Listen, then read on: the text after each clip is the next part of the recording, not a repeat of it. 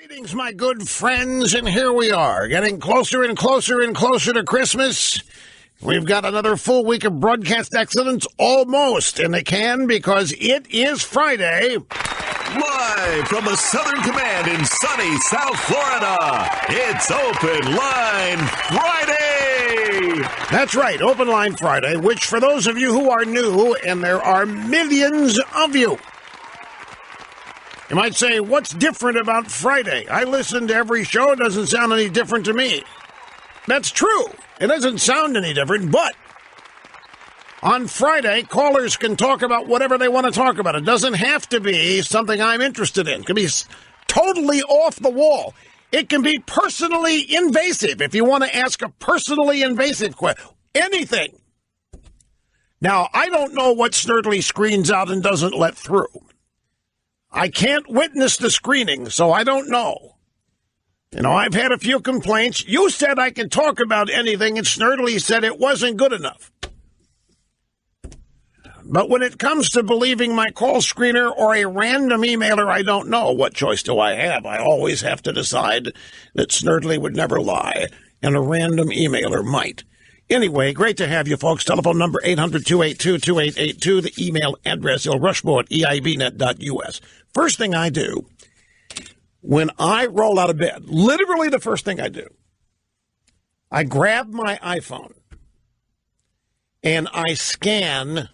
I have a whole system of programs set up that informs me of things I'm interested in that happened overnight, after I went to bed, or even before I went to bed that I didn't know about. And today, the first couple things I saw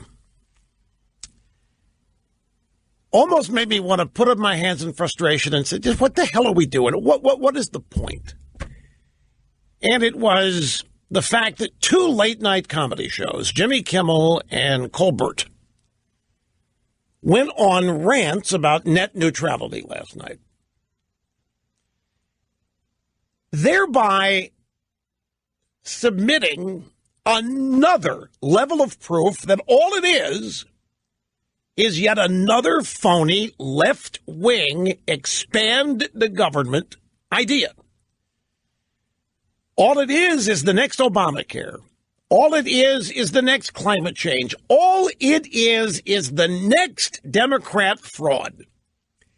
And then I got to thinking how sad it is that liberalism has now corrupted late-night comedy.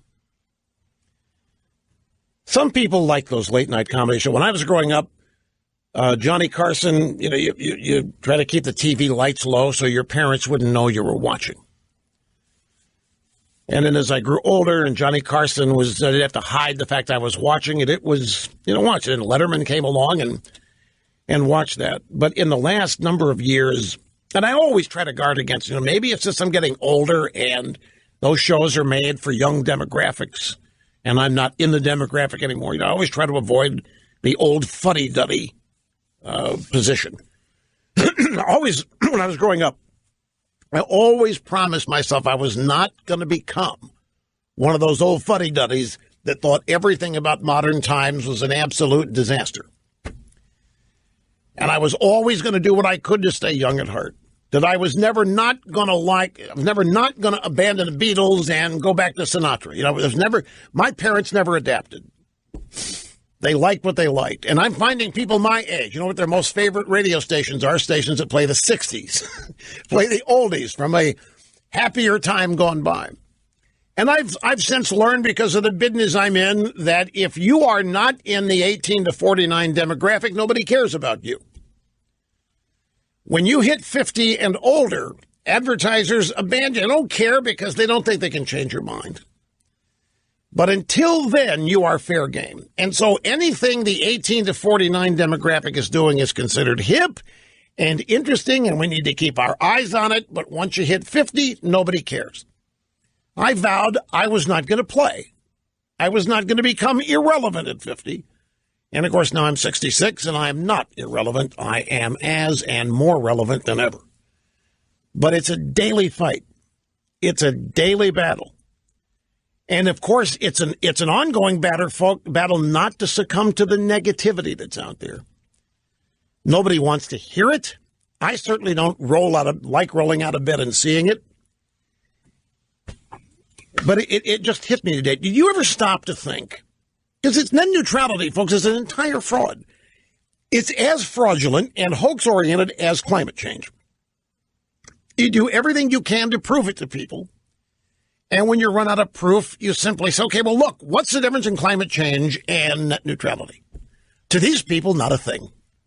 It means one thing. It means the government controlling and regulating as much as it can get its hands on. These lame brains talking about net neutrality being the end of the internet do not know what they're talking about. Net neutrality, the Obama rule, is only 2 years old. But it doesn't matter. Do you ever stop to consider how much fraud we are hit with each day? That is presented as news, that is presented as news hidden in entertainment, presented as information, and cumulatively how negative it all is. And the cumulative impact that it has on people who absorb this stuff on a daily basis. If you want to understand the rage that is occurring all over our country, blame it. I mean, you have to only look at where people are going to find out what they are learning. And the left in this country today is in a constant state of rage, so much so that late night comedy isn't funny anymore. It's just the latest platform for deranged, delusional, left-wing liberalism. And it isn't healthy. This constant dose of fraud that is always negative, that is piled on top of itself day after day after day. It takes a concerted effort to avoid being affected by it. And even with the greatest efforts you can muster, you cannot avoid totally being affected by it. There's so much of it, and it's so all around us. It's so constant and encompassing that you can't ignore all of it, and thus you can't avoid being affected by some of it. You know, there's a story that I can't remember who told me this. I was just reminded of it by my old buddy Andy McCarthy. We've been chatting about this. And Robert Bork had a story about watching the Clarence Thomas and Anita Hill hearings at the faculty lounge at Yale. And there was a colleague of his in there, a friend. People think it might have been Irving Kristol, but it doesn't matter who it was. So Bork is sitting there watching the Clarence Thomas and Anita Hill hearings, and a guy walks up to him and says, what do you think you're looking at, Judge? What are you witnessing here? And Bork said, we are looking at the end of civilization. And the guest said, after handing him a martini in the faculty lounge, hands Bork a martini, the guest says, well, yeah, we are, but it'll take a long time, and it's still possible to live well.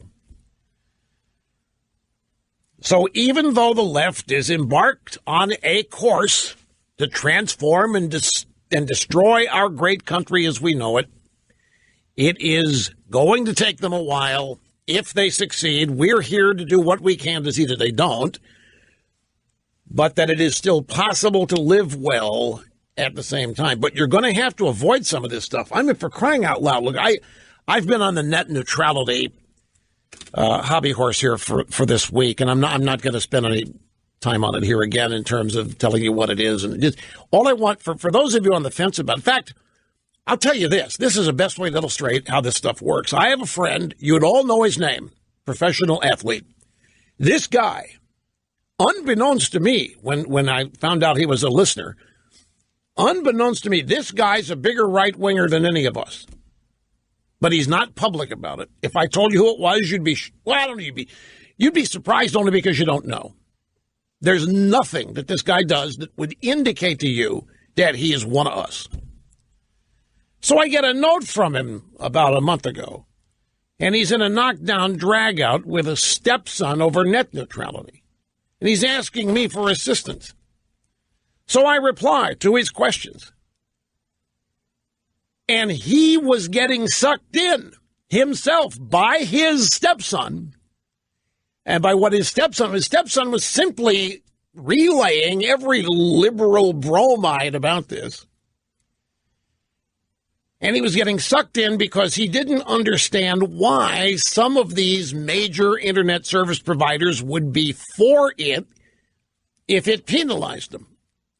And I said, I gave him an analogy. It's kind of like what Rubio and these senators are doing. Have you noticed that Rubio came out yesterday and said he's a no vote on tax cuts until they do something more with the child tax credit for poor kids or whatever? Now, I know Senator Rubio, and I admire him, but I'm just going to tell you what this is. He's going to vote for this. He's not going to vote against it. There's a lot of attention being focused on it right now. And there isn't one of these senators that wants to be the reason this thing doesn't pass, but they're using the opportunity of all of the attention to insert themselves in the story in a way that makes it look like they are holding out for a better deal for certain elements of their constituency. It's a common practice. Politicians do it all the time. I can't vote for this bill the way it's currently written. He's going to vote for it, as are most of these others. It's just an opportunity now to have attention called to himself, particularly caring about poor kids. I'm not being critical. I'm telling you how this works. So when it comes down to major ISPs claiming they're for net neutrality, what would you do? If you're a major ISP, if you're a cable provider, and your young customers hate your guts because you charge them money, and if you think your young customers love net neutrality, what sweat is it off your back to say you support net neutrality too when you know it's not going to pass, when you know the FCC is going to get rid of it? What harm is it to you of siding with your young customers who hate you and trying to change their minds? And I told my buddy, I said, this is exactly what's happening. It's no different than an automobile company or General Electric signing on for climate change. It's no different than Nabisco selling green Oreos to relate to climate change. Keep everything green. It's nothing more than marketing. They're trying not to antagonize their customers who already hate them.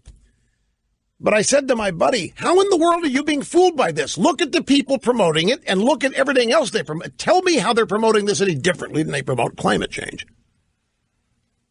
And the light went off. And he said, you're right. It's not about the specifics. The specifics is what lured me in here. It's about what the ultimate aim is putting government in charge of the internet. For the exact opposite reason they claim. I read these little tech blogs, and my heart goes out to these young kids. They're so wrong. They are so desperately wrong. They have been ginned up to hate everybody that provides them internet service. They hate them for a host of reasons. And they think the end of net neutrality means that evil internet service provider is going to start throttling their speeds, denying them service, slowing them down in favor of rich customers who will pay more. Let me give you a hint. That's the way the market operates in virtually every aspect. And they love this FedEx example. Well, Amazon, FedEx, all packages are treated the same. No, they're not. You can order a package delivered in a week. You can have it ordered by 8:30 the next day. You can order, if you want to pay for it, a faster delivery speed. The internet is no different. But while these guys are worried, throttling is when the company slows down your connection speed. And they do it to save data, but these guys think they're doing it to cheat them. The thing is, that's been happening the past 2 years under the rules of net neutrality. I encounter every day in preparing this program mountains of ignorance, coupled with stupidity in some cases. And it's just frustrating to me. the ill education and the mal-education that is happening here. And no matter what the issue the left pushes, it is all about denying the population of our country, expanding liberty and freedom in place of the government regulating more and more behavior of people wherever they are, including on the internet. And then these young people glom right onto it and think it's the greatest thing in the world, and if it doesn't happen, they're going to lose their internet. This is what they've been told, and they believe it. And, of course, for the first 15, 20 years of the internet, when there was no net neutrality, is when it expanded and grew to be this great resource that it is. It's just, all of this is in utter defiance of common sense. So I get out of bed and I see that the late night comedy show, Jimmy Kimmel, who's now become the nation's expert in health care for children, and now that idiot Colbert and probably that idiot John Oliver at HBO, all of them now, climate change is no different than net neutrality. And then yesterday, don't forget,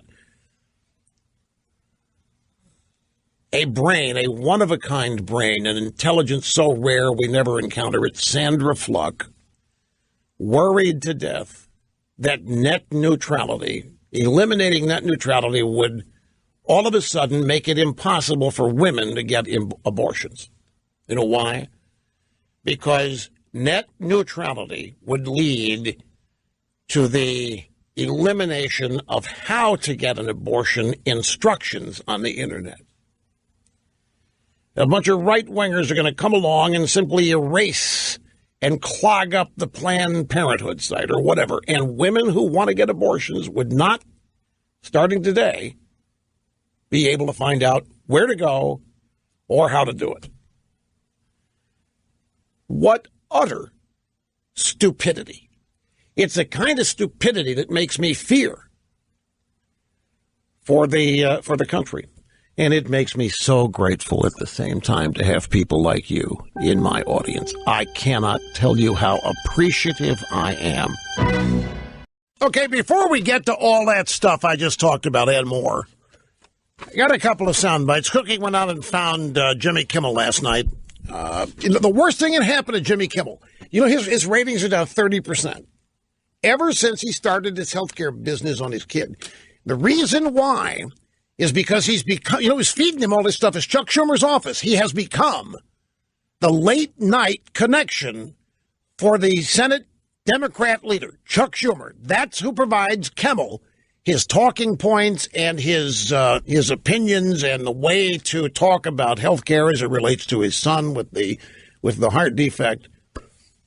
And of course, this is very, very cheap when you take somebody who doesn't know anything about health care and they get a sick child, and then the emotion that is involved in taking the child to the hospital, getting treatment, hoping the child lives. When that becomes that one emotional experience, this is why legislation is not written during times of emotion. This is why trials are not involved. Everything is done to avoid emotion. Emotion clouds everything. One case, one person, one family's experience cannot establish policy for a national system of healthcare. But that's what's happened. Kimmel's example has become, by design, the Democrat Party saw it, they made a connection, and I'm not making it up. Schumer's office, maybe others, provide Kimmel his talking points. And since they thought it went so well with healthcare, now they're feeding Kimmel this thing, net neutrality. Kimmel doesn't know anything about net neutrality, and probably in the normal course of things doesn't care about it. But he's been made to care about it. And his experience with all the attention he got, which was very positive and heartwarming with the example of his sick child, has propelled him now to a new area. And he's no longer a late-night comedian. He is much, much more. And it just ought to tell you something, that when a guy goes from supporting Obamacare to supporting climate change to supporting net neutrality, It ought to tell you the issues don't matter. There's one thing that glues all of these things together, and it is the growth of government. It is the idea that nobody can live their life the proper way without government telling them what they can and can't do. And, of course, the people in the government regulating this couldn't do this on their own. There's nobody in government who could have created the Internet. There's nobody in the government who could have written software for the Internet. There's not a person in the government, in the bureaucracy, who could do anything contributory to the American healthcare system. But it's amazing how all of these non-experienced, non-professional politicians who've never had real-life experience become the experts in people's minds, and the people who actually build these businesses become the enemy. And the Democrats have parlayed that into an overall hatred of corporations, a hatred of the private sector of the economy, and a love and devotion that the only element out there making it fair and making it possible to live without being harmed is the United States government, and particularly liberal Democrats in the United States government. So here is Jimmy Kimmel last night during his monologue on what is supposed to be a late-night comedy show, speaking about the FCC vote to end net neutrality. The FCC did something absolutely despicable today. They voted to put an end to net neutrality. Now, this is the rule that says everyone gets equal access to the Internet. A big company or somebody selling crocheted owls from their house in the Midwest. Now, as long as they tell us they're doing it now, Internet service providers will be allowed to slow down or block web traffic to any website or streaming service they like, which benefits the big telecom companies and does the opposite for all of us. They did this even though 83% of Americans support net neutrality, and 2 million of the people who supposedly wrote to the FCC to oppose net neutrality were bogus. Many of them turned out to be dead people. Someone stole the identities of dead people to help push this through. So now we have to hope Congress agrees to vote on and reverse it. But I just want to say thank you, President Trump. Thanks to you and this jackhole you appointed to run the FCC, big corporations are about to take full control of the Internet. So Merry Christmas, everybody. How many laughs did you hear in that monologue? You hear anybody laughing? How many people did you hear applaud in that monologue? This is not why they watch the show. And by the same token, if you turn on Nightline and whoever's hosting it starts doing a joke routine for the first 10 minutes, you're not going to watch that. That's not why you tune in. That's what's so special about this show. We do both. Irreverent humor and serious discussion, credibility on both sides, but it's very rare you find people can do it. Kimmel can't do it, and neither can Colbert.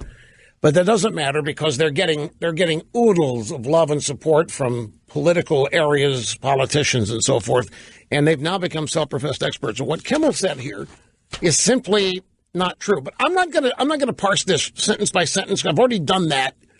He's just ignorantly wrong here. He's repeating things he's been told about how the little guy is going to be slowed down and the big guy isn't, and these evil corporations can deny you service. What sense does it make for these people to harm their customers? What sense does it make for them to make your Internet service slow down so much that you get mad at them and looking for alternatives? What sense does that make? Anyway, Ajit Pai was on Fox this morning. Fox and friend Steve Doocy spoke with him. He said, exciting day there yesterday at the FCC. Oh, by the way, this business about all the fake dead people commenting on the net neutrality rules. Folks, the bots were from the opponents. All of the comments, the reason Pai and everybody ignored them is because most of them were fake. As are most of these people claiming they're never going to support an advertiser. They're fake. We're surrounded by so much fraud, it's impossible to know what's real anymore on your own. You have to have somebody you trust tell you what's fake or fraudulent, or maybe you trust yourself. But even then, you're going to have doubts. Anyway, here's Pai. And Doocy said, why is Jimmy Kimmel wrong about this? He's getting everything wrong about it. The free and open internet we had prior to 2015 is the one we are going to have going forward. And that kind of name-calling and hysteria is disappointing, but it's not surprising. Those who have said that the internet as we know it is about to end have been proven wrong starting this morning as people send emails, check on their Twitter accounts, post on Facebook and the like. We have a free and open internet going forward, and the FCC and the FTC going forward are going to make sure that happens. It's right. They're not ending regulation. They're transferring some of it to the Federal Trade Corporation, which means if anybody has a beef, they go there. But this point is being overlooked. I would venture to say, I'm going to take a wild guess here, that 80% or more of the American people have no idea that the last 2 years we have been living under Obama net neutrality rules. They don't even know what it is. So when you tell them, well, prior to 2 years ago, were you unhappy with the internet? No, I loved it. Why'd you love it? Well, I just loved it. It was there. Do anything I want. I hated my provider. Yeah, you hated your provider 10 years ago, didn't you? You hated your provider 5 years ago. You hated your provider the day you signed up with the provider because you've been told that providers are out to get you. But in those 10 to 15 years before net neutrality rules, did you ever feel like you were being shut out? Did you ever feel like you couldn't get your point of view across? Were you having trouble finding points of view you wanted? No. There was more speech. There were more opinions. There was more places to go to find out things than we have ever had in history. And here comes Obama. And let me tell you what the real reason they put net neutrality and all of this other stuff's a smokescreen. They put net neutrality in to make sure the internet didn't become the next talk radio and Fox News.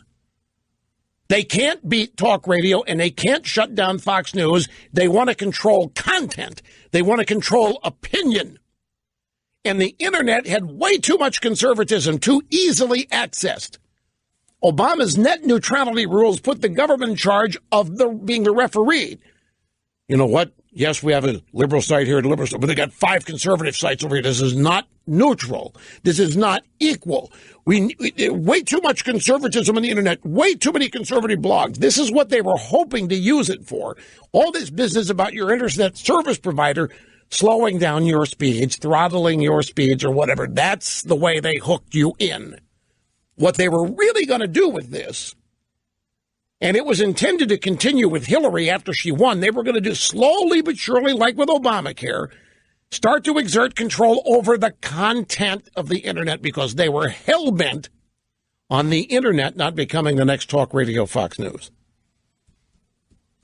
When they didn't have control over it for those first 15 years, you couldn't miss an opinion on anything.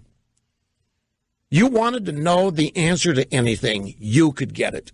You wanted an opinion on that story, you could get 15,000 opinions if you wanted. There was no problem. There was no discrimination. There was no lack of equality. It's like everything else. If you have a website, it's up to you to figure out how to draw eyeballs. It's up to you to figure out how to draw attention. If other websites do better than yours, it's not the fault of the network. It's not the fault of the market. It's not because somebody's being unfair. And just because somebody's website has more traffic than yours doesn't mean we need the government regulating all of it so that your website's treated more fairly. This is all such a crock. So if you had no problem with the internet from, say, 1995 up till 2015, then you ought to have no fear. The problem with the last 2 years of net neutrality is that they didn't really get going. I mean, they were going to have to do this slow. If they would have overnight implemented their intentions, there would have been massive outrage because it would have been the government denying access to certain websites based on they've got enough traffic as it is. They don't need any more. They would have been directing traffic. They would have been determining who gets what where. That's what they wanted control of it for. They're liberals. They're not interested in openness, neutrality, fairness. They are interested in control. Jimmy Kimmel will never understand this. I don't care. We can have the smartest professors in the world lecturing him for a year, and he wouldn't get it. Because his mind isn't open enough nor any of the rest of these clowns. Now, another brief timeout. I'm delayed here by 10 minutes where I intended to be, but we'll make up the time, I promise you. Sweat it not. Now, more on this in a moment. I want to grab Pete from Grand Rapids, Michigan, and get a call in here in the first hour. Pete, how are you, sir? Very good. Thank you for taking my call. Yes, sir. You bet. What an honor to speak with you. I appreciate that. Same here. Well, I was telling the Sturdley that my son is a junior in high school and comes home all the time with information that is just fed to him. So net neutrality, for instance, how he comes home and he tells me about this stuff. And every day I make it a point to be in my car so I can listen to your show, because without you, I would not be able to tell him the truth and have him think about all these things that he's hearing. And without you, I would not be able to stay a step ahead of what he is learning in our public schools. And it's just terrible. So I just wanted to thank you, because the stuff that they spew out to these kids, and they believe everything their teachers tell them. So, I know they do. Look, I appreciate your comments there, and you can. I sincerely understand, and I do appreciate it. And it's one of the reasons why I take what I do so seriously. I know that what you say is true. But ask yourself this question. When listening to you tell this story, your kid, your 16-year-old, you say? Yes. Comes home, and a teacher has just beat him up over net neutrality? Or global warming. Right. Take your pick. What is any of that? What course? What course is this net neutrality tirade taught in? Government. Well, that makes some sense. If it were phys ed or art appreciation 101, it'd be a different story. But even so, this is just current events disguised as government or history or politics, and it's being used to propagandize kids. Well, thank goodness you're there, sir, and I appreciate it. Back in a moment. No. That's not right. That is not right. I was just asked about Netflix. Sorry, the net neutrality question. Since everybody loves Netflix, let me use an example. Let's say, I don't know, let's say Comcast. Comcast provides mobile service, wireless internet, Wi-Fi for your home. Let's say that Comcast began a promotion to offer free Netflix streaming. Obama's net neutrality would not permit it. Unfair. Non-Comcast customers couldn't access it, therefore it wouldn't be permitted. There's your net neutrality. But if Comcast wants to make the deal with Netflix, and if they want to offer that as an introductory thing, no Netflix subscription ever, 3 months or what have you, the Obama administration would have shut that down and stopped all kinds of competitive pricing. It would have been a disaster. Look, all you have to look at is who is promoting this. It's the same climate change crowd. It's the same Obamacare crowd. What it is should not even be a factor. Who's promoting it should be all you need to know to oppose it. No more complicated than that.